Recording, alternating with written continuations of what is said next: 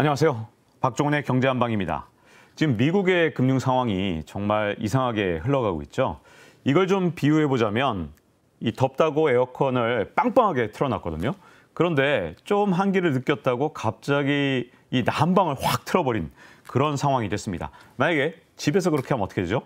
등짝 스매싱 한 대 맞겠죠. 근데 미국은 도대체 앞으로 어떻게 될 것인가 이걸 좀 살펴보기 위해서 일단 새벽 상황부터 한번 보겠습니다. 옐런 재무부 장관 정말 제대로 한번 파격적 발표해봤습니다. 자, 원래도 미국 금융당국이 좀 황당한 조치를 취한 적이 있죠. 바로 실리콘밸리 은행하고 이 시그너처 은행이 파산한 직후에 25만 달러까지만으로 돼 있던 예금자 보호 이걸 그냥 무한대로 해준 거. 전 여기까지는 충분히 그래도 이해할 수 있어요. 이게 아무리 시장 원리를 어겼다 하더라도 비상 상황이면 특별히 몇 개 은행은 그럴 수도 있겠죠. 근데 문제점은 이 옐런 재무부 장관이 바로 미국 날짜로 어제, 우리나라로는 오늘 새벽에 갑자기 은행 위기가 더 악화될 경우 예금에 대한 추가 보증을 제공할 준비가 돼 있다. 즉 25만 달러 이상 만약에 예금자 보호 대상 넘는다 하더라도 은행 파산하면 다 도와주겠다. 다 여러분들 이 원금 찾아갈 수 있도록 해주겠다. 이런 파격적인 조치를 한 겁니다. 자, 사실 저는 이렇게 상황을 봤습니다. 어제 밤부터 오늘 새벽 사이에 미국 증시 상황을 보면 이게 정말 증시가 힘이 없는 게 이번에는 진짜 베어스턴스 바운스 기대하기가 정말 힘든 거 아닌가. 지금까지 주어진 조건만으로는 정말 약간 반신반의하는 정도였거든요. 자, 베어스턴스 바운스 혹시 박종훈의 경제한방 처음 보시는 분들을 위해서 좀 설명을 드린다면 바로 2008년 3월에도 이번에 크레딧 스위스하고 굉장히 비슷하게 베어스턴스가 파산 위기에 처했는데 금요일날 위기다 그러니까 일요일날 JP 모건이 자의반 타의반으로 강제 인수를 한 것 같습니다. 근데 인수하자마자 월요일날은 주가가 살짝 하락했지만 화요일부터 주가가 오르기 시작하면서 2달 동안 미국 증시가 쭉쭉쭉 오르는 현상이 일어났습니다. 그래서 이걸 베어스턴스 바운스라고 부르는데 사실은 이번에는 진짜 반반 정도로 생각을 했다가 저는 이번에 옐런 재무부 장관의 의지를 제대로 한번 확인한 것 같습니다. 여기에다 파격 선언을 그냥 딱 해버리니까 이게 좀 힘이 없이 비실비실 하던 미국 증시가 갑자기 쫙 반등을 하는데 야, 이건 정말 이래도 안 올라? 이런 자세로 옐런 재무부 장관이 미국 증시한테 그냥 진짜 펌프질을 해도 정말 제대로 한 것 같다. 이런 생각이 좀 듭니다. 근데 이걸로 물론 이제 CS 바운스 CS 반등이 시작됐다 해도 과언이 아닐 정도로 좀 기대할 수 있는 부분도 있지만 근데 여기서 좀 이해가 안 가는 발언이 좀 있어요. 옐런 장관이 지금 상황은 2008년 글로벌 금융위기 때와는 다르다. 이 오늘날 은행 시스템에서 2008년 금융위기와 같은 상황은 볼 수 없다라고 이렇게 큰 소리를 땅땅 친 겁니다. 아니 근데 2008년 글로벌 금융위기도 제가 여기서 말씀드렸다시피 한 1년에 걸쳐서 이게 점점점 악화되면서 탕 하고 터진 거잖아요. 지금 아주 초기 단계라 이걸 큰 소리 쳐도 되나? 이것도 궁금한데 더 문제는요. 본인 스스로 자기 모순에 빠져 있어요. 왜냐하면 2008년 글로벌 금융위기 내내 예금자 보호를 이렇게 무제한 해준 적이 없어요. 이렇게 파격적인 조치가 2008년 글로벌 금융위기 내내 없었는데 본인은 아니 무슨 이걸 선제적 조치로 이제부터 어떤 은행이 파산해도 우리는 그냥 다 끝까지 예금자 보호 전액해 줄 테니까 여러분 걱정하지 마. 이거는 자본시장의 어떤 기본적인 질서까지 무너진 거죠. 왜냐하면 원래 보험료를 낸 만큼만 보장을 해줘야죠. 그보다 더 보장해 주는 거 누구 돈으로 하는 겁니까? 이게 전부 다 결국은 어떤 방식이든 이 나중에 납세자한테 책임이 갈 수도 있는 굉장히 위험한 발언이거든요. 원래 예금자 보호는 보험료 내고 그만큼만 보장을 받는 건데 이렇게 이 시장 경제에 반하는 조치를 취해놓고 지금 위기 상황이 아니다? 그러면 옐런 말대로라면 본인이 진짜 무능하고 자기는 정말 이 문제가 진짜 심각한 사람이다라고 스스로 무능함을 증명한 거죠. 그럴 리는 없죠. 옐런 재무부 장관이 보통 사람도 아니고 연준 의장까지 지냈던 정말 엘리트 관료 중에 엘리트입니다. 근데 그런 사람이 이렇게 파격적인 조치를 취했다는 건 저는 옐런 재무부 장관이 사실은 약간의 왜곡을 하고 있다. 즉 지금 금융시장은 정말로 위기 상황이었다. 거꾸로 이렇게 보는 게 맞는 것 같고요. 이걸 그냥 계속 파격적인 선물 세트를 막판까지 막 던지면서 오늘 새벽에도 던졌잖아요. 정말 이래도 안 올라? 할 정도로 던졌다는 것은 결국은 지금 상황이 글로벌 금융위 상황의 이 초입보다는 안 좋은 게 분명하다. 저는 이렇게 역추정이 충분히 가능하다고 보여집니다. 자, 근데 여기서부터 이제 제가 문제 제기를 하려고 해요. 자, 에어컨 한참 틀어놨죠. 에어컨 틀었다는 게 무슨 말이냐? 지금 세계 경제가 너무나도 뭐 과열되고 뜨거워지다 보니까 문제점은 물가가 폭등을 하기 시작한 겁니다. 그래서 미국 연준이 이 과열된 이 물가를 식히기 위해서 금리를 끌어올렸는데 정말 역대급으로 빠른 속도로 올린 겁니다. 제가 보기엔 뭐 미국 역사상 이렇게 빨리 올린 적은 처음이었던 것 같아요. 그래서 자, 2022년 3월만 해도 0에서 0.25%였던 미국의 기준금리가 이제 4.5에서 4.75. 야, 진짜 이 배수로 쳐보세요. 0.25에서 4.75까지 할 때 몇 배가 올랐나 생각을 해보면 이거보다 더 빨리 금리를 올린 것은 사실 미국 역사상 한 번도 없었을 겁니다. 자, 이렇게 금리를 올릴 때 그동안 시중에 풀린 돈 더 풀면 어떻게 될까요? 이건 진짜 웃기는 거죠. 말이 안 되는 겁니다. 자, 시중에 풀린 돈도 걷어들여야 됩니다. 이게 QT죠. 그래서 QT, 양적 긴축도 같이 했습니다. 그래서 6월부터 475억 달러씩 진짜 조금씩 진짜 새가슴처럼 조금 QT를 하다가 이 QT 속도를 조금씩 이제 빠르게 가속화하고 있던 그런 상황이었어요. 자, 그래서 제가 연준의 대차 대조표를 하나 준비했습니다. 이 대차 대조표를 보시면 이 화면 한번 보세요. 그러면 이 과연 연준이 얼마나 지금까지 돈을 풀었는지 이 양적 완화로 돈을 푼 것이 저 한눈에 드러나죠. 자, 지금 회색 부분 바로 팬데믹 버블로 그 당시 팬데믹 버블 직전에 과연 경제가 어떻게 엉망으로 망가졌는지 그 회색 기둥이 있는 게 바로 경기 침체기의 미국 상황입니다.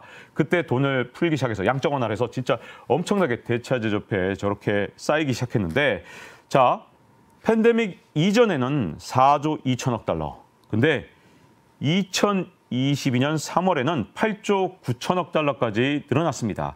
요걸 양적 긴축을 살살살살 해갖고 2023년 3월 3일까지 조심스럽게 8조 3천억 달러까지 겨우 6천억 달러 줄였습니다. 겨우 6천억 달러. 야, 이거 진짜 1년 동안 6천억 달러를 줄였다는 거 진짜 새가슴처럼 줄인 거예요. 근데 문제점은 이렇게 은행 파산 사건이 난 다음에 단 일주일 만에 연준의 총 자산이 얼마나 늘어났냐? 대차 대조표상 8조 6천억 달러로 다시 말하면 이 줄어든 게 6천억 달러였는데 일주일 만에 그걸 3천억 달러를 다시 늘린 겁니다. 1년 동안 줄인 거 일주일 만에 절반을 다시 늘려놨어요. 근데 지금 라이브 하는 날짜, 이 날짜 지금 며칠입니까? 22일이잖아요. 또 일주일 사이에 얼마나 늘어났는지 지금 모르겠죠? 자, 그러니까 지금 QT, 그동안 양적 긴축한 거 이거 다 소용없게 만들어 놓은 겁니다. 그것도 한 2주 사이에 이걸 갖다가 다 긴축 효과를 진짜 한 방에 날려먹었다 해도 과언이 아닌 거죠. 자, 이렇게 그동안 에어컨을 가동해서 그야말로 금리를 막 끌어올렸는데 이것도 보통 에어컨이 아니라 제가 보기엔 한 영하 20도짜리 진짜 빙하기 에어컨이라고 할 수 있는데 여기다가 갑자기 그냥 다시 뜨겁게 난방을 했다 해도 과언이 아닌 거죠. 자, 이 양적 완화 이 통계가 나오자마자 증시는 진짜 완전히 환호성을 질렀습니다. 왜냐하면 제가 파블로프의 개 얘기한 적이 많잖아요. 근데 증시에 정말 아주 강력하게 정말 증시에 침 흘리게 만드는 게 있습니다. 그게 바로 양적 완화죠. 우리가 지금까지 양적 완화 두 번 세게 경험했지 않습니까? 2008년 그리고 2020년에 팬데믹 버블 때 우리가 경험을 했습니다. 양적 완화하는 순간 주가는 폭등을 한다.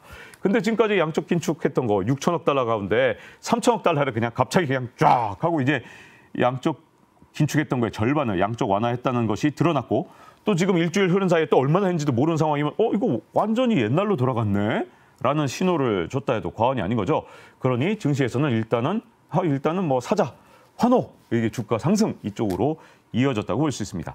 자, 연준의 또 다른 신무기 바로 제가 한번 이 경제한방 라이브에서도 소개를 드린 적이 있죠. BTFP 이렇게 어려운 영어 약자가 나오면 항상 시장에 반하는 정책, 반시장적 정책이 나올 때다. 이렇게 말씀드린 적이 있는데 BTFP 이걸 통해서 이 미국 국채나 아니면 이 주택 저당증권 MBS를 담보로 바로 은행에 이 돈을 막 빌려주는 정책이죠. 요거 시행된 다음에 과연 돈을 얼마나 은행들이 빌려가느냐. 야, 이게 천문학적입니다. 9일부터 15일까지 일주일 동안 이 미국의 은행들이 페드의 재할인 창구를 통해 빌려간 돈이 1,648억 달러, 우리 돈으로 216조 원인데요. 2008년 글로벌 금융위기 당시 전체 기간 동안 그때 1,110억 달러를 빌려갔대요. 그러니까 1,648억 달러, 야, 일주일에 그냥 싹 다 빌려갈 정도. 자, 아직 최신 통계가 안 나왔습니다. 15일까지 통계가 그렇다는 거예요. 그러니 지금 돈 풀고 있다 해도 과언이 아니죠. 아니, 이렇게 난방을 계속해도 괜찮은 건가? 라는 생각이 들 정도로 심각합니다. 자, 이렇게 되면 이제 시야를 미래로 한번 가보겠습니다. 자, 연준이 곧 기준금리를 결정합니다. 자, 뭐 얼마나 올릴 것이냐, 여러 가지 논란이 많죠. 저는 그새 가장 황당했던 게 노무라증권이었어요. 금리를 인하한다고 전망했더라고요. 저는 이건 정말 말도 안 된다고 봅니다. 연준이 그러지 않아도 지금 뜨겁게 난방을 켰는데 거기다가 에어컨 작동까지 멈춘다. 이 얘기예요. 노무라증권 얘기는. 그래서 저는 아예 인하는 제정신이라면 아예 안 할 것이다. 이렇게까지 생각을 합니다. 자, 그럼 동결이냐 0.25%포인트 인상이냐인데 저는 지금 이 상황에서 만약에 에어컨 꺼버리면 진짜 큰일이라고 생각하기 때문에 동결을 하는 것도 역시 마찬가지로 잘못된 선택이 될 가능성이 굉장히 크다고 봅니다. 지금 난방 켜놓은 상태잖아요. 그러니까 에어컨까지 꺼버리면 진짜 제가 보기에는 걷잡을 수 없기 때문에 저는 그런 생각을 하다 보면 결국은 제가 연준 의장이고 또는 FOMC의 멤버라면 저는 0.25%포인트 인상에 투표를 할 겁니다. 다만 파월 의장이 이제 한마디 해야죠. 미국의 강한 금융시장을 믿습니다. 그리고 미국의 건실한 시장을 믿습니다. 시장은 안정돼 있습니다. 라고 얘기를 하던가 아니면 좀 더 립서비스를 하려면 지금은 올리지만 우리가 만약에 조금이라도 이상 징후가 생긴다면 우리가 면밀하게 살펴보겠습니다. 이쯤만 해도 진짜 립서비스 강하게 들어가는 거죠. 그래서 저는 인상은 일단 할 것이다. 그리고 립서비스를 조금만 해줄 것이다. 강도는 아마 조금 고민을 하겠죠. 이게 제가 보기에는 이미 정해져 있는 정답이 아닌가. 이걸 어긋나는 순간 걷잡을 수 없는 결과를 가져올 수도 있다고 봅니다. 연준이 지금까지 했던 행태로 볼 때는 그럴 가능성은 별로 없다고 보여지고요. 자, 일단 주식시장에는 분명히 청신호를 줄 겁니다. 베어 스턴스 바운스처럼 뭐 2달을 갈지 아니면 이번에는 뭐 1달이나 석 달을 갈지 모르겠습니다만 보통 베어마켓 랠리가 오는 경우에 최소 1달에서 최대 한 석 달까지 간 적이 정말 많긴 합니다. 자, 그런데 이번에 이제 어쨌든 정말 옐런까지 나서서 정말 어떻게든 펌프질을 한 거기 때문에 영향은 분명히 있게 될 걸로 보여지고요. 자, 그러면 이제 앞으로 금융시장은 어떻게 될 것이냐 이걸 좀 더 따져봐야 될 것 같아요. 이번에 주식시장에서 뭐 랠리가 있든 없든 그거보다 좀 더 시야를 한번 넓혀볼게요. 자, 만약에 이제 앞으로 오는 위협은 뭐가 될까요? 가장 큰 위협은 사실은 이번에 이렇게 난방기를 틀었단 말이에요. 난방을 지금 뜨겁게 틀어놨단 말이에요. 자, 이렇게 되면 무슨 문제가 되냐면 지금까지 양적 긴축을 통해서 이렇게 간신히 걷어들인 돈을 다시 그냥 한 2주 만에 다 풀어버리는 상황이 온다 그러면 이게 어쨌든 증시에는 지금 당장은 좋을지 모르지만 물가에는 분명히 자극을 줄 수밖에 없고요. 금리도 원래는 0.5%포인트 올린다는 얘기도 있었는데 이렇게 0.25%밖에 못 올린다. 그리고 심지어 다음번에 금리 인상이 가능한지 안 한지조차 지금 불확실한 상황까지 가버렸기 때문에 앞으로 물가를 다시 자극할 가능성은 그 어느 때보다 높아졌고요. 보통 이런 금융정책이 실물에 영향을 미쳐서 물가를 자극하는데 시차가 있습니다. 이 시차는 지금까지 통상적으로 알려진 것은 6개월에서 18개월인데 최근에 학자들은 이게 당겨졌다. 뭐 최소 3개월일 수도 있고 좀 짧으면 9개월까지 이렇게 3에서 9개월까지 보는 사람도 있어요. 옛날보다는 절반 정도 시간이면 된다는 거죠. 요번에 스마트폰 뱅크런이 일어난 것처럼 이 모든 사람들이 이제 정말 빠른 속도로 정보를 교환하기 때문에 이제 이전보다 물가에도 영향을 더 빨리 미칠 수도 있습니다. 그래서 그런 식으로 본다 그러면 9월 이후에 혹시 이제 인플레이션이 좀 낮아지면서 이제 뭐 전보다는 조금씩 좀 완화되고 좋아질 가능성이 크지만 9월 또는 12월, 그러니까 즉 3분기나 4분기 갔을 때 물가를 다시 자극하는 게 이번에 연준에서 난방을 다시 틀었을 때의 부작용이라고 보여집니다. 자, 이제 과연 이러고도 멀쩡할까? 정말 겉으로는 금리 인상 쇼를 하면서 뒤로는 돈을 푼다. 여기에 대해서 엘리자베스 워런 미국 상원의원이 최근에 미국의 NBC 방송과 함께 인터뷰를 하면서 파월 의장은 통화 정책과 금융 안정이라는 두 가지 임무에 모두 실패했다. 페드 의장 자리를 맡지 말아야 한다. 이렇게 강하게 비판을 했습니다. 자, 여기까지 들어보면 여러분, 이 미국이라는 나라가 정말 이해가 안 가는 행동을 하고 있는 것 같잖아요. 근데 저는 그렇게 생각하지 않습니다. 저는 이 파워 엘리트들, 옐런이라든가 파월이라든가 이분들 진짜 보통 사람들 아니거든요. 진짜 전 세계의 모든 경제 지표를 진짜 꿰뚫어 보고 있고 본인들이 그렇게 뛰어나지 않는다 하더라도 미국의 진짜 탑 1% 진짜 이 사람들이 싱크탱크로 이 안에 다 있습니다. 그래서 금융정책을 설계하고 전략을 짤 때 그냥 단순하게 한두 사람의 힘이 아니라 여기에 싱크탱크들 진짜 제가 상상할 수 없는 진짜 어마어마한 그런 싱크탱크들이 있고요. 이 싱크탱크들이 뒤에서 그러면 지원을 해준 이 결정들 저는 여기에는 분명히 이유가 있다고 보여집니다. 다시 이걸 좀 더 비유를 해볼게요. 에어컨 튼 상황으로. 미국은요. 지금 에어컨을 어떻게 틀었냐. 미국 연준이 금리를 끌어올리면 전 세계가 얼어붙는 거죠. 그러니까 전 세계에 에어컨을 빵빵하게 튼 겁니다. 그것도 영하 한 3, 40도 가게 막 빙하기를 만들어놨어요. 자, 그런 다음에 난방은 어디다 틀었느냐.